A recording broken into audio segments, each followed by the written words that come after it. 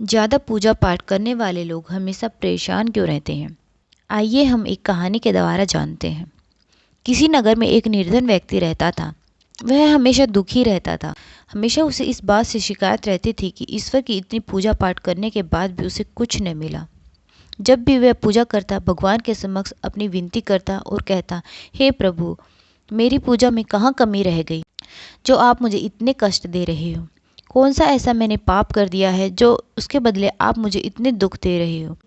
क्या मेरा पूरा जीवन इसी प्रकार दुख में बीतेगा? रोजाना यही बात करते हुए वह पूजा करता था और भगवान के सामने रोने लगता। आखिर एक दिन भगवान को उस पर दया आ गई। भगवान उसके सामने आए और उससे कहा, वह तुम मुझसे क्या चाहते हो? वह व्यक्ति ईश्वर से बोला, प्रभु, मैं दूसरों की भांति सुख और समृद्धि चाहता हूँ। अपना जीवन सुख से बिताना चाहता हूँ। यह सुनकर भगवान ने कहा, वत्स, सुख और समृद्धि कर्मों के अनुसार मिलती है। तुम्हें लगता है तुम्हारा पड़ोसी तुमसे ज़्यादा सुखी है। मैं तुमको दो थैले देता हूँ। एक थैले में तुम्हारे पड़ोसी की बुराइयां भरी हुई हैं और दूसरे थैले में तुम्हारे दोस्त भरे हुए हैं। जो थैला पड़ोसी का है उसे पीठ पर लाद लेना और कभी खोल कर न देखना। जो तुम्हारा थैला है उसे खोल कर देखते रहना। इससे तुम्हें अपने दोषों और कमियों को सुधारने का मौका मिलेगा और अपने वाले थैले को सामने की ओर लटका लेना। इतना कहकर ईश्वर अंतर्ध्यान हो गए। उस व्यक्ति ने दोनों थैले उठाए और चल दिया। लेकिन उस व्यक्ति से एक भूल हो गई। उसने अपना थैला पीठ पर लाद लिया और उसका मुंह कस के बांध लिया और पड़ोसियों की बुराई वाला थैला उसने मुंह के आगे लटका लिया। वह उस थैले का मुंह बार बार खोल कर देखता रहा और दूसरों को भी दिखाता रहा।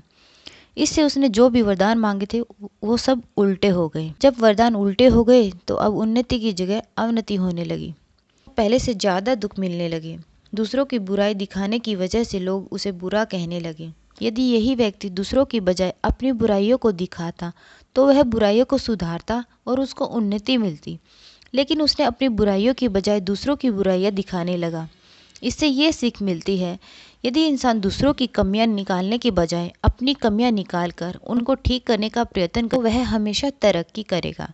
कभी भी उसके हाथ निराशा नहीं लगेगी। काफ़ी लोगों को देखा है, ईश्वर की पूजा सुबह करेंगे, शाम को किसी जीव या जंतु को पकाकर खाएंगे और सुबह भगवान के सामने बोलेंगे, मैं बहुत दुखी हूँ। अपनी बुराइयों को पहचान लें, उसे ठीक करने का प्रयत्न करें। Please like, share and subscribe our YouTube channel Panchatantra की कहानियाँ। Thanks for watching.